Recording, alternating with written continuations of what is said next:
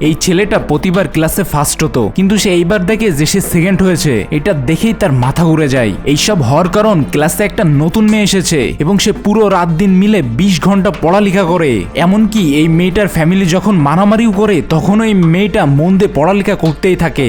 রাস্তা দিয়ে হেঁটে স্কুলে যাওয়ার সময়ও সে পড়ে। এমনকি সে যখন খাবার খায় তখন সে ফোনে অনলাইনের ক্লাস করে যাতে তার ঘুম না আসে, এই জন্য সে সবসময় কফি খেতে থাকে। এইসব দেখে ছেলেটা শপথ করে যে সে যে করে হোক এর পরের বার সে ক্লাসে ফার্স্ট হবেই। ছেলেটা দেখে মেয়েটা সময় বাঁচানোর জন্য দৌড়ে দৌড়ে বাড়ি যাচ্ছে, তো এই কারণে ছেলেটা একটা ছোট স্কুটি নিয়ে মেয়েটার আগে বাড়ি চলে যায়। মেয়েটা যখন একটা কফির প্যাকেট খায়, ছেলেটা একসাথে 2টা কফির প্যাকেট খায়। ছেলেটা অনেক রাত পর্যন্ত পড়ালেখা করে স্কুল থেকে বাড়ি যেতে যায়, তখন সে দেখে যে মেয়েটা এখনো পড়ালেখা করতেছে। তাও ছেলেটা হার মানে না এবং সে এইখানে পুরো রাত পড়ালেখা করে।